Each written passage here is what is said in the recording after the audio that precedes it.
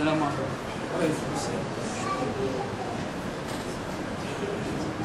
السلام عليكم ورحمة الله وبركاته. أعوذ بالله السميع العليم من الشيطان الرجيم. بسم الله الرحمن الرحيم. الحمد لله تعالى نحمده ونستعينه ونستغفره ونعوذ بالله تعالى من شرور أنفسنا ومن سيئات أعمالنا. إنه من يهدي الله تعالى فلا مضل له ومن يضلل فلا هادي له، وأشهد أن لا إله إلا الله وحده لا شريك له، وأشهد أن محمدا عبده ورسوله صلى الله عليه وآله وسلم. اللهم لا علم لنا إلا ما علمتنا إنك أنت العليم الحكيم. أما بعد أيها الأحباب، إن شاء الله كما تعودنا نقضي هذه اللحظات وقفات مع كتاب الله عز وجل، ولا زلنا نواصل وقفاتنا مع سورة قاف.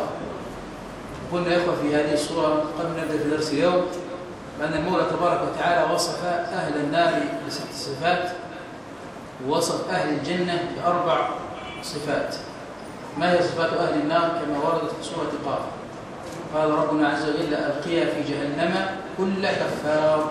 بأول صفة، وأول صفة من صفات أهل النار كفار. كفار قلنا هذه صيغة مبالغة، لأنه لا يشكر ربه عز وجل على نعمه، وأنه يعني صد الناس وكفر بالله عز وجل وأمر غيره بالكفر. بعد ذلك وصفه ربنا تبارك وتعالى بأنه عنيد. عنيد يعني لا يقبل الحق، لأن من صفات أهل الإيمان أنهم يقبلون الحق. طالما أتى إليه الحق يا إخوة يقبله، لكن الإنسان إن لم يقبل الحق، هذه صفة وصفها المولى تبارك وتعالى من صفات أهل النار كفار عنيد. ثم وصفه الله عز وجل وصف ذلك، ثم وصفه الله عز وجل بعد ذلك بوصف آخر فقال إيه؟ مناع للخير، دائما يقف أمام أبواب الخير فيصد الناس عنها، مناع للخير. ثم وصفه المولى تبارك وتعالى بعد ذلك بأنه إيه؟ بأنه معتدي على غيره، إذا حرمة الله تبارك وتعالى عد حدوده. ثم وصفه الله بوصف آخر بأنه مريب يعني عنده شك، لأن حال المؤمن يا إخوة لابد أن يكون عنده إيه؟ عنده إيمان لا شك فيه. لأن كما علمنا إخوتي في الله أن الإسلام هو كلمتين بس لكل الدين. الإسلام كله في كلمتين: خبر يصدق وأمر ينفذ. اقرأ القرآن الكريم من أوله لآخره، هذه أحاديث الرسول صلى الله عليه وسلم تجدها أمرين: إما خبر ربنا ذكره لك فماذا تفعل مع خبر الله، يبقى نقبله بالتصديق، أو أمرك بأمر تفعله مع الأمر هذا تقوم بتنفيذه. بس ما في الدين أمر يعني تقعد أنت تلف كده في الدين كله. هذا هو الايه؟ هذا هو الإسلام. خلاص يا إخوة. ثم وصفه الله عز وجل بوصف آخر قال: الذي جعل مع الله إلها آخر. يبقى دي كم صفة؟ هذه 6 صفات لمن استوجب النار. ثم وصف المولى تبارك وتعالى أهل الجنة بكم؟ ب4 صفات: وزلفت الجنة للمتقين غير بعيد، هذا ما توعدون لكل أواب. الأواب ما هو؟ ما المراد بالأواب يا إخوة؟ الرجاع. خلاص الأواب هذا إيه؟ كثير يرجع للحق. خلاص. وبعد ذلك وصفه المولى تبارك وتعالى أواب حفيظ. ما معنى حفيظ؟ شيء مراد بحفيظ أي حفيظ لما ائتمنه الله عز وجل من الأوامر والنواهي. يبقى حفيظ لما استودعه المولى تبارك وتعالى من أمر أو من إيه؟ أو من نهي. ثم وصفه المولى تبارك وتعالى بوصف إيه؟ آخر فقال: من خشي الرحمن بالغيب. يبقى من صفات أهل الجنة خشية المولى تبارك وتعالى فين؟ بالغيب. أن الإنسان يا إخوة قد يخشى المولى، تجد في المسجد خاشع لكن حاله في بيته يختلف. ده من صفات أهل الجنة من خشي الرحمن بالغيب، ودي من صفات المتقين. ذلك المولى تبارك وتعالى قال: ذلك الكتاب لا ريب فيه هدى للمتقين الذين يؤمنون بالغيب. خلاص. ولابد الإنسان يا إخوة يكون له في حياته كلها يعلم أن المؤمن كما قلنا قبل ذلك موحد، ظاهره كباطنه، ما عنده تلون، ما عنده آراء تقال أمام الناس وآراء تقال إذا خلى بنفسه، ما عنده يا إخوة كلام نقول والله إذا كنا في المسجد، وكلام نقوله إذا اختلونا ببعض إخواننا، وكلام ثاني نقوله إذا جلسنا أمام أجهزة الأمن. إنما هو المسلم صاحب منهج، هذا الكلام نقوله في المسجد، نقوله إذا اختلونا بأنفسنا، إذا ما عندنا إخوة في الإسلام تجد إن إحنا إيه والله. وذلك عمر بن العزيز قال إذا رأيت أقواما يتناجون أي أمر من أمور الدين دون العامة فاعلم أنهم مفتتحوا باب ضلاله.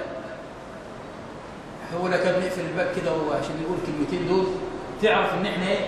إن إحنا بنعمل بدعة. لكن طالما بيتكلم في المايك وأمام الناس، هذا يا إخوة المنهج ما في شيء نخبيه. في شيء نقول والله تعالى خذ يا فلان تعالى أقول لك أنت في أمر كذا. هذا يا إخوانا ما في الدين الأمور هذه. مسلم واضح وضوح الشمس. اللي بنقوله دلوقتي قدامكم واللي بنقوله إذا جلسنا مع بعض الإخوة هذا الدين كله كده. ما في إن إحنا والله ده في كلام يقال لفلان وكلام لا يقال لفلان، ما في دين هذا. من خشي الرحمن بالغيب. ثم بعد ذلك يا إخوانا إيه؟ قال ربنا تبارك وتعالى وجاء بقلب منيب.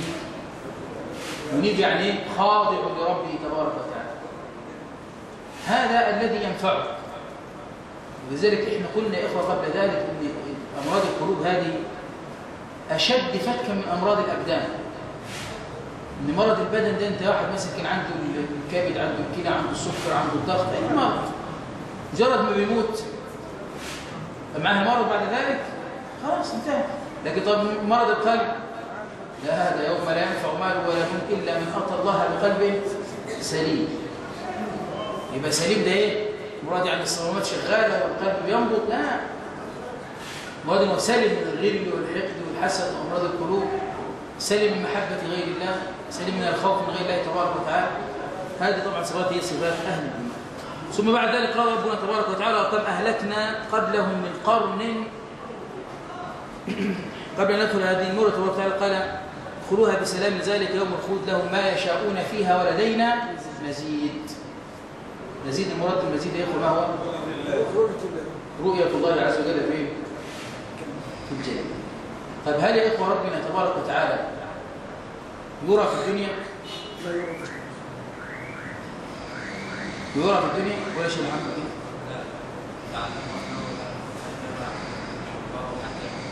بس كده؟ قلت كده لا يرى بس كده؟ لا، وإن كانت ممكنة ولكنها غير واقعة. ممكنة ولا مش ممكنة؟ ايه الدليل انها ممكنة؟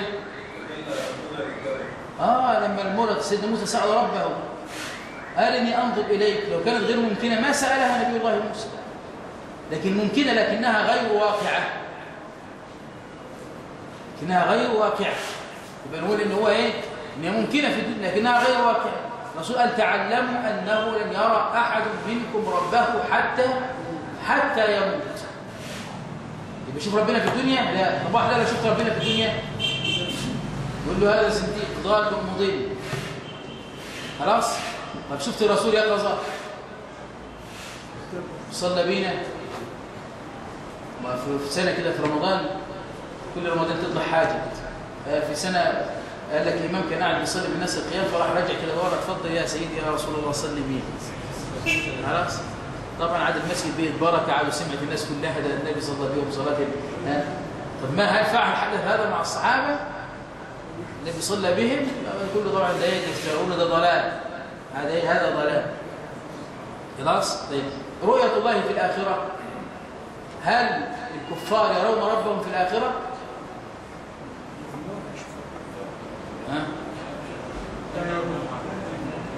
يرونه يا إخوة في عرصات القيامة. في عرصات القيامة كل الخلق يرون ربهم تبارك وتعالى.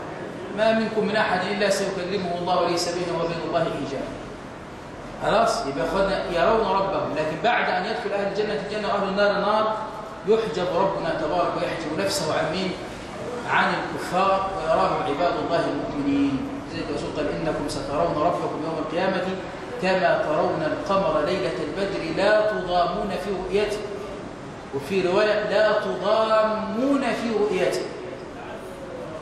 لا تضامون يعني لا تظلمون. تظلم يعني واحد يشوف واحد يرى والثاني لا يرى. أو لا تضامون يعني لما تحب ترى تضم الناس كده على بعضها عشان ترى، لا، هو كل واحد هو على سليم. ولذلك يا أخو هذا النعيم الذي هو أعلى من نعيم الجنة. هو أعلى من نعيم الجنة، لكن عندما يدخل أهل الجنة يناديهم مولى تبارك وتعالى هل أنت لكم شيء ثاني تريدونه يا رب؟ وأي شيء أفضل من هذا؟ لم تريد وجوها ادخلنا الجنة. فيكشف عنهم الحجاب فما أعطوا شيء أحب إليهم من النظر إلى وجه الله الكريم. لذلك المولى تبارك وتعالى قال في هذه الآية لهم ما يشاءون فيها ولدينا مزيد. لهم ما يشاءون فيها دي فين؟ الجنة. ولدينا مزيد، المزيد اللي هو ايه؟ النظر لوجه الله. وذلك المولى تبارك وتعالى قال كلا إنهم عن ربهم يومئذ لمحجوبون. يبقى طالما احتجب عن أعدائه يبقى يراه أولياؤه، خلاص عباده وعباده المؤمنين. ثم قال ربنا تبارك وتعالى بعد ذلك وكم أهلكنا قبلهم من قرن هم أشد منهم بطشا فنقبوا في البلاد هل من محيص. قلنا طبعا هلاك الأمم ذكرنا في مباحث. قلنا أن المولى تبارك وتعالى أخبر أنه أهلك كثيرا من القرى وكم من قرية أهلكناها. كم دي للتكسير، وكم من قرية أهلكناها. يعني ما تحتبش نفسك أنت عايش هنا لأن أنت ممكن تفلت من عقاب الله. وكم من قرية أهلكناها. والمولى وأن تتولى واستبدل قوما غيركم ثم لا يكونوا أمثل. احنا مش معجزين المولى تبارك وتعالى، لسه معجزين يا المولى عز وجل. أيضا يا إخوة قلنا أن المولى تبارك وتعالى أخبر أن هلاك الأمم بسبب إيه؟ بسبب ذنوبهم. ليه ربنا بيهلك القرى طيب؟ بسبب الذنوب والمعاصي التي يرتكبها أهل هذه البلاد. لذلك قال ربنا تبارك وتعالى وتلك القرى أهلكناهم إمتى؟ لما ظلموا وجعلنا لملك القرى.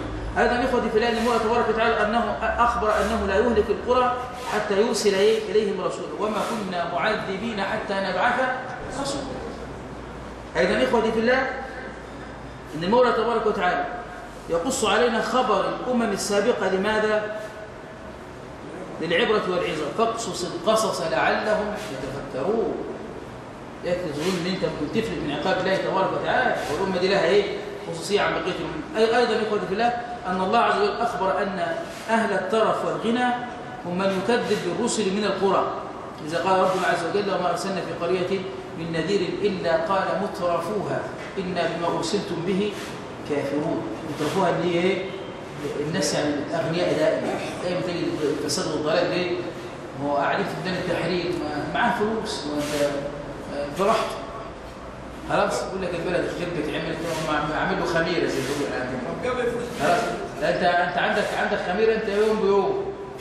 فتجد طبعا الناس الناس الفقراء اللي هم اللي يداسوا بعد كده. هو ما عنده مشكله. طيب بعد كده يا اخوه ذلك ايضا اخبر المولى تبارك وتعالى ان اهل القرى لو امنوا واتقوا لكان خيرا لهم. ولو ان اهل القرى امنوا واتقوا فتحنا عليهم بركات من السماء والارض لكن كذبوا فاخذهم ما كانوا يكذبون. خلاص يا اخوه. فنبدا ان شاء الله في درس اليوم اخر ايات يا اخوه في سوره قاف.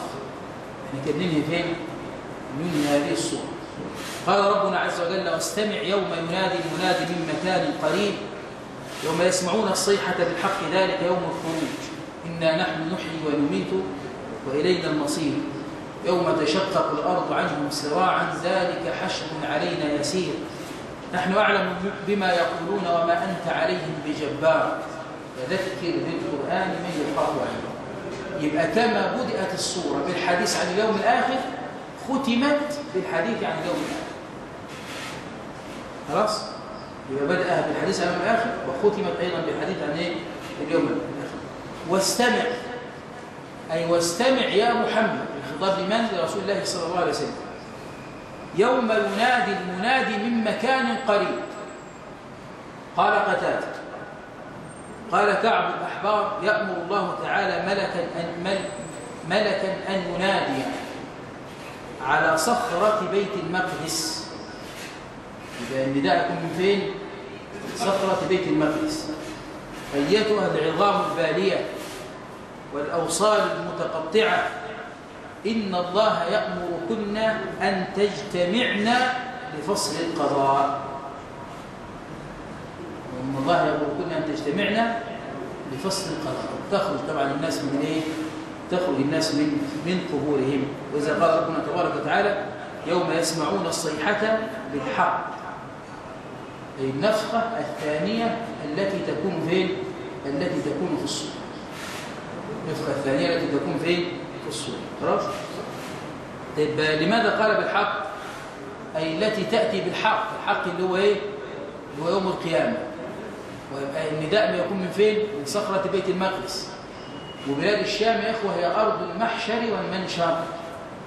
الناس يحشرون فين؟ إلى بلاد اللي هي في الأرض المنشر والمحشر. ذلك يوم الخروج. خروج من فين؟ الخروج من الأجداث، من القبور. يبقى ينفخ وينادي هذا النداء ثم ينفخ في الصور فيخرج الناس من القبور. ثم قال ربنا تبارك وتعالى: إنا نحن نحيي ونميت وإلينا المصير. لأن المولى تبارك وتعالى هو الذي يبدأ الخلق ثم يعيده وهو أهون عليه. إنا نحن نحيي ونميت وإلينا المصير. لأن الخلائق يا إخوة كلهم مصيرهم إلى من؟ مصيرنا إلى من؟ إلى الله تبارك وتعالى ليقضي بيننا. ولذا يا إخوة يعني عمر بن الخطاب قال: لولا القيامة لكان الأمر على غير ما ترون. يعني ليه لما نحن نكتبهم بيوم القيامة ما ينهب الناهب ويسرق السارق ويزني الزاني ويشرب من يشرب ويعصي من يعصي؟ ليه؟ مش حساب. لكن اللي بيمنع الإنسان أن في حساب في الآخرة. أنت في الدنيا جبت محامين دافعوا عنك يوم في الدنيا وطلعوك براءة، ولا جبت مثلا أن أنت فلتت بالمحاكمة في الدنيا تفلت من الآخرة؟ ها أنتم هؤلاء جادلتم عنهم في الحياة الدنيا، فمن يجادل الله عنهم يوم القيامة أم من يكون عليهم وكيلا؟ وذلك المولى تبارك وتعالى قال: لا ظلم اليوم. ما في ظلم يا إخوة يوم القيامة. شو والله إن واحد فينا إنسان قد يعني ينجو بهذا الأمر. خلاص؟ يبقى إنا نحن نحيي ونميت وإلينا المصير. المرجع فكل يجازى بعمله، إن خيرا فخير وإن شرا فشر. فمن يعمل مثقال ذرة خيرا يره ومن يعمل مثقال ذرة شرا يره. ولذلك أنت ما تقدمه هو الذي تجنيه. ثم قال ربنا تبارك وتعالى: يوم تشقق الأرض عنهم سراعا. يوم تنشق عنهم الأرض فيخرجون من القبور مسرعين إلى موقف الحساب استجابة لنداء المنادي. يوم تشقق الأرض عنهم سراعا، شقق الأرض ويخرجون إلى مكان الحساب. ذلك حشر علينا يسير، أي إعادة سهلة علينا لدينا أو ولدينا. وذلك وما أمرنا إلا واحدة كلمح بصر. وذلك يا أخو هذا ربنا يقول: ذلك حشر علينا يسير. رد على اليهود الذي قالوا إن المولى تبارك وتعالى تعب عندما خلق السماوات والأرض فاستراح يوم السبت. ذلك ربنا رد عليهم في الأول: خلق السماوات والأرض وبينهم في 6 أيام وما مسنا من لغوب ولولا ذلك حشر علينا يسير. أمر سهل جدا هذا يعني لا يظن الإنسان هذا. ثم قال ربنا تبارك وتعالى: نحن أعلم بما يقولون. علم المولى تبارك وتعالى يا إخوة محيط بما يقوله المشركين من التكذيب. يعني فإياك أن تقول إن كل ما يقوله أعداء الله تبارك وتعالى يخفى على الله عز وجل. وذلك يقول في الناس تظن إن إحنا لأن هذا إحنا دلوقتي في العالم الآن، ولو شاء ربك لآمن من في الأرض كلهم جميعا. في لحظة كل الناس تؤمن. طب هل يا إخوة الذي يحدث ده يحدث بعلم الله وبقدر المولى تبارك وتعالى؟ وربنا لو شاء لهذا الناس جميعا. بس لماذا هذا الاختلاف؟ لماذا هذه الأمور؟ لتعلم المؤمن الصادق من الكافر. من الذي سيطيع نبيه ومن الذي سيعصيه؟ من سيتمسك بالشرع ومن الذي سيخالف هذا الشرع؟ هذا المراد. نحن أعلم مما يقولون. وذلك المولى تبارك يقول نبيه: ولقد نعلم أنك يضيق صدرك بما يقولون فسبح بحمد ربك وكن من الساجدين وما أنت عليهم بجبار. أي أنت لست الذي تجبر الناس على الهدى. زي فكرة يا أخواني يقولون قول المولى تبارك وتعالى للنبي: إنك لا تهدي من أحببت. نقول وما أنت لست عليهم بجبار. أنت ما تستطيع أن أنت تجبر الناس على الهداية. خلاص يا إخوة؟ فذكر بالقرآن من يخاف من يخاف وعيد، أي بلغ رسالة ربك. ولذلك يا إخوة، من الذي ينتفع بالقرآن؟ من الذي ينتفع بالقرآن؟ فذكر بالقرآن من يخاف وعيد. يعني الذي ينتفع بالقرآن هو الذي يخاف من يوم القيامة. الإنسان ليس عنده إيمان بيوم القيامة، ماذا يحدث له؟ هو لا يتأثر، هو لا ينتفع بالقرآن. ولذلك الرسول يا إخوة بعثه المولى تبارك وتعالى لماذا؟ لينذر الأمة، يذكرهم بالقرآن. إيه؟ يذكرهم بالقرآن الكريم. فذكر إنما أنت مذكر لست عليهم بمسيطر. الفوائد يا إخوة التي نستفيدها من هذه الآية: الفائدة الأولى إثبات البعث والجزاء والحساب، فلا تؤمن بالبعث والحساب والجزاء. الأمر الثاني إثبات النفخ في الصور، إثبات النفخ في الصور. الأمر الثالث قدرة الله العظيمة بالإحياء والإماتة. المولى تبارك وتعالى يقول لك إن ذلك حشر علينا يسير، إنا نحن نحيي ونميت وإلينا المصير. خلاص. أيضا إخوتي في الله أن المرجع إلى الله فيجازي كلا بعمله. لابد تعتقد أن المرجع والمآل والمصير يجازي كل واحد بعمله. الأمر الخامس سهولة الحشر على العباد، ذلك حشر علينا يسير. إثبات الحشر لجميع العباد. طبعا نتكلم عن الحشر كده بشيء من الاستفاضة. يعني تعريف الحشر، حد يكتب تعريف الحشر: هو جمع الخلائق يوم القيامة لحسابهم والقضاء بينهم. بمعنى الحشر جمع الخلائق يوم القيامة لحسابهم والقضاء بينهم. يبقى ربنا يجمع الناس لأجل أن يحاسبهم، لأجل أن يقضي المولى تبارك وتعالى بين عباده. المسلمين بس ولا كله؟ عباد الخلائق، خلائق المقصود بها مين دي؟ يعني أنا حكم مثل المقدس يعني يهودي ومسيحي يعني ولا مش هيحكم ولا إيه؟ يعني الخلائق المقصود بها مين يعني؟ الجميع. الخلائق دي المقصود بها مين؟ الجميع. يحشر الله الخلائق. هم قالوا اليهود على النار. وراح النار. طب مفيش حشر يعني هيسيب فيه هو بقى. مفيش حشر. مش الرسول لما يحشر الناس يوم القيامة حفاة عراة غرلا، وبعد كده يبدأوا يتوجهوا إلى الأنبياء ليشفعوا لهم عند ليقضي المولى تبارك وتعالى جميع الخلائق. ده حتى سترى الحشر لمين؟ حتى البهائم، مش الكفار بس. وإذا الوحوش حشرت. خلاص. طيب. والحشر ثابت، الحشر يا إخوة ثابت بالكتاب والسنة والإجماع. قال تعالى: قل إن الأولين والآخرين، قل إن الأولين والآخرين لمجموعون إلى ميقات يوم معلوم. يبقى مين أقولنا فهمنا من الأولين والآخرين؟ لمجموعون إلى ميقات يوم. وقال تعالى: واتقوا الله واعلموا أنكم إليه تحشرون. قال ربنا تبارك وتعالى: وإذا الوحوش حشرت. وقال تعالى: وأن أقيموا الصلاة واتقوه وهو الذي إليه تحشرون. وقال ربنا تبارك وتعالى: وهو الذي ذرأكم في الأرض وإليه تحشرون. وقال ربنا تبارك وتعالى: ما فرطنا في الكتاب من شيء ثم إلى ربهم يحشرون.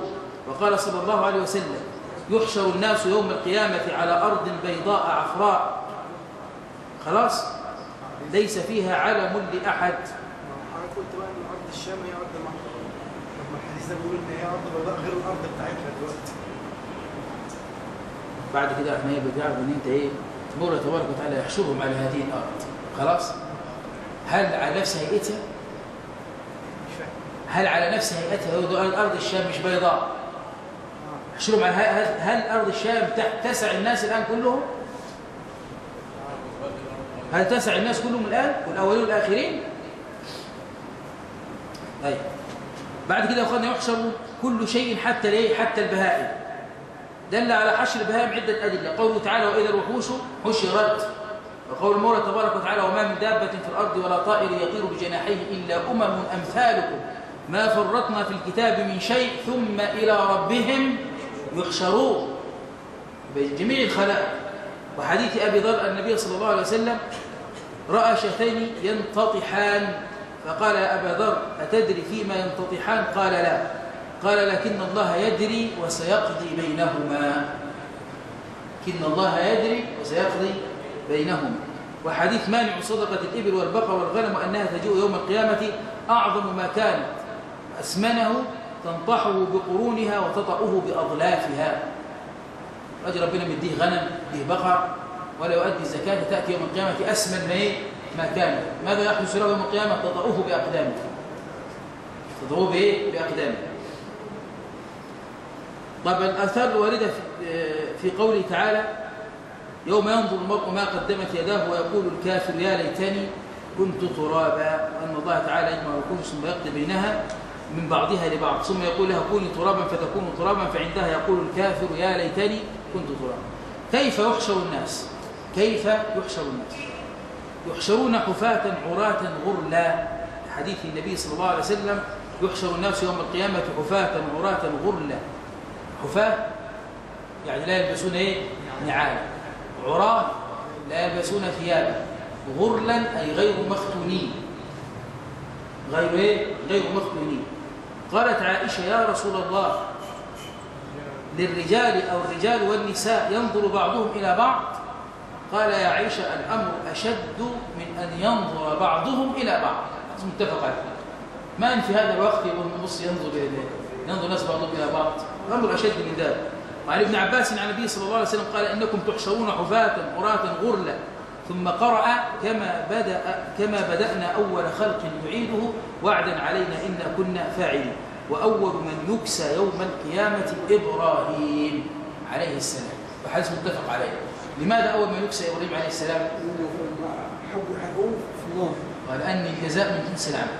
أول من عري في سبيل الله سيدنا إبراهيم، لما أرادوا أن يلقوه في النار جردوه من ثيابه وربطوه بقيد وألقوه عاريا. فلذلك الجزاء ربنا يكافئه من جنس من جنس عمل. أول من يكسى ويحل من حلل الجنة هو من؟ وإبراهيم عليه السلام. الأسئلة بعد ذلك. حفاة طبعا هنا جمع حافن وهو من ليس له نعال، عراة جمع عان وهو من ليس عليه ثياب، غرا أي غير مختونين. وأول من يكسى إبراهيم عليه السلام، أول من يكسى إبراهيم عليه السلام. طبعا خلاص.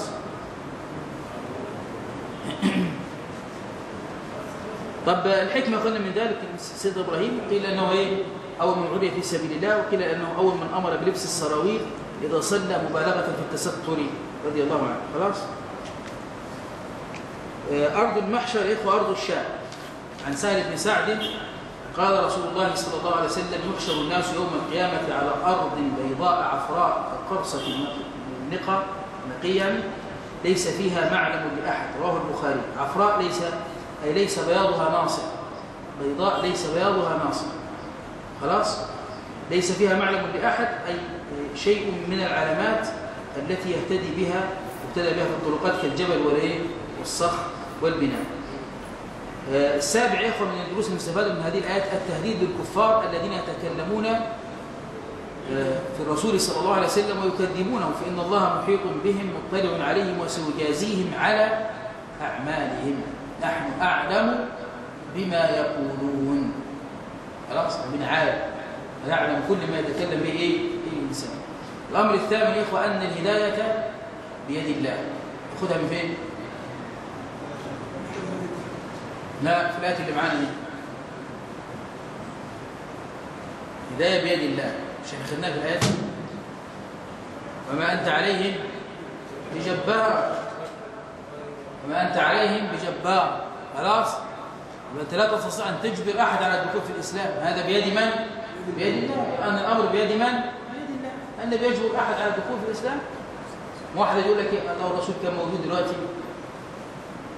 كان ربما ما خدش معاه غلب، كلمه كلمتين كان آمن بالله عز وجل. يا أخي ده طب إذا كان عم النبي صلى الله عليه وسلم أبو طالب ورسول ظل إلى آخر لحظات في حياته يا عم قل لا إله إلا الله كلمة أحاج لك بها عند الله، وكان آخر ما قال هو على ملة عبد المطلب، مات على الكفر ومات على الكفر.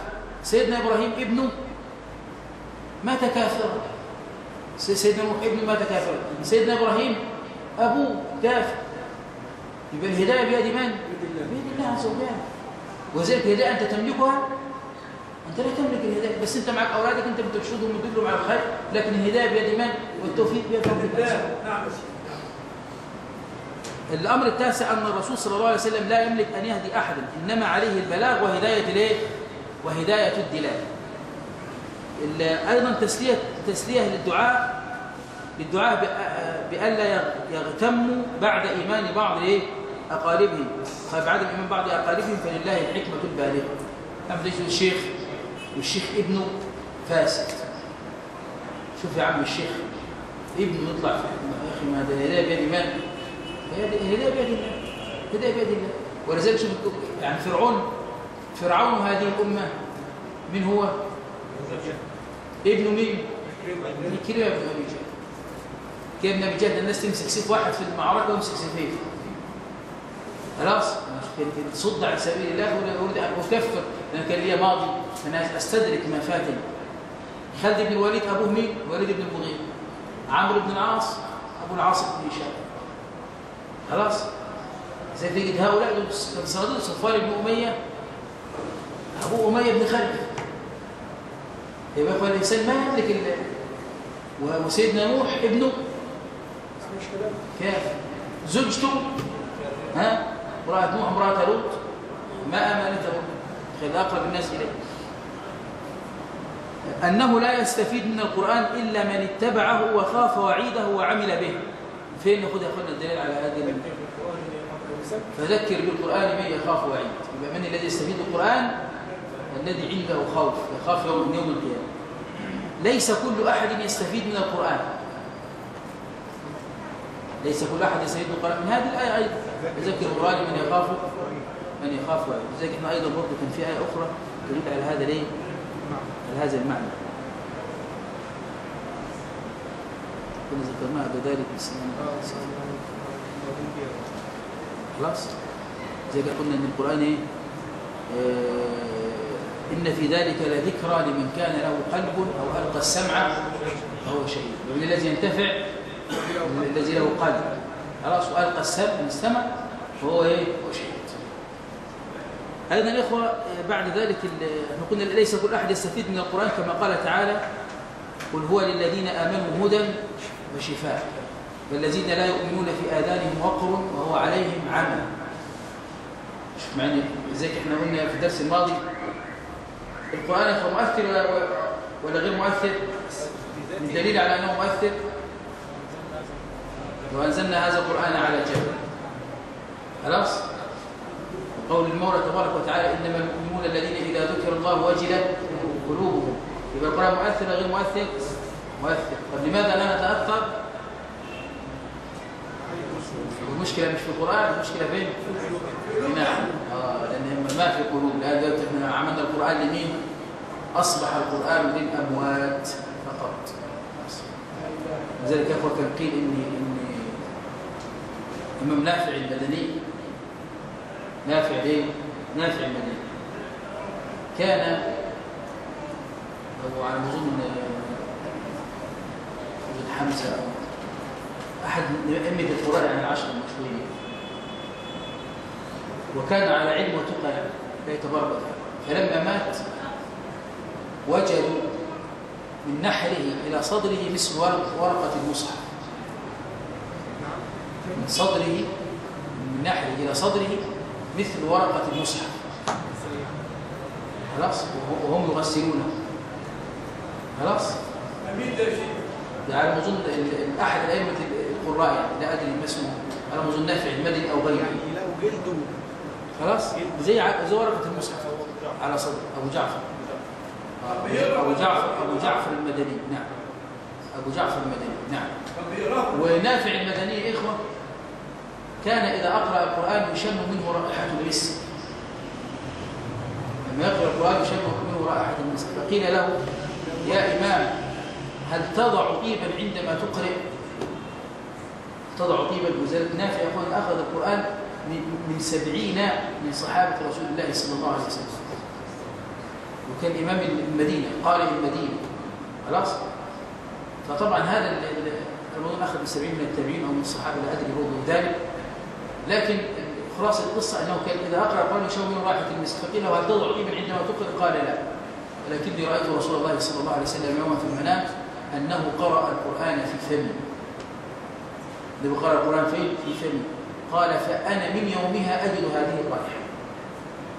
لذلك شوف أخواننا لقد قضى الله الكريم عادته بكرمه أن من عاش على شيء مات عليه ومات على شيء بعث عليه.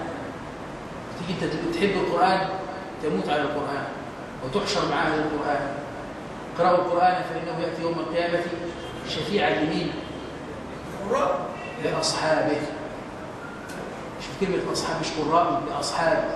يعني أصبحت بينك صحبة بينك وبين القرآن، صديق لك، هو أنيسك في كل في كل وقت. يعني تبقى أنت كده عايز أصحابك يمشوا بصرف عشان تخلوا تخلوا بالقرآن أجل أن تقرأ فيه. لكن إحنا طبعا نسأل الله العفو والعافية، لا يفتح المصحف إلا من رمضان إلى رمضان. وتيجي لما يخش يدخل رمضان تبدأ أنت تدور على فين، شو المصحف سبته فين. كم مرة ختمت القرآن بعد رمضان من العام الماضي؟ وقال ربنا تبارك وتعالى وننزل من القرآن ما هو شفاء ورحمة للمؤمنين ولا يزيد الظالمين إلا خسارة. ليه؟ لأن أنت دلوقتي قاعد أنت الحرف ب10 حسنات، أنت قاعد ساكت وغيرك بيختم كل أسبوع، بيختم كل شهر.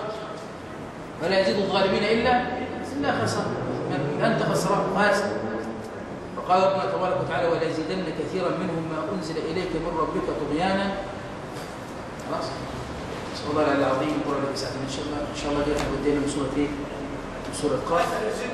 غدا إن شاء الله ياخذ درس العصر بإذن الله تبارك وتعالى مع كتاب أعلام السنة المنشورة لاعتقاد الطائفة الناجية المنصورة. إن شاء الله هنتكلم عن أسماء الله الحسنى، وهنجيب لكم الأسماء الغير صحيحة، لأن الأسماء المشهورة اللي معانا دي فيها 21 اسم ليس عليهم دليل لا من الكتاب ولا من الايه ولا من السنه. سبحانك اللهم وبحمدك اشهد ان لا اله الا انت استغفرك واتوب اليك.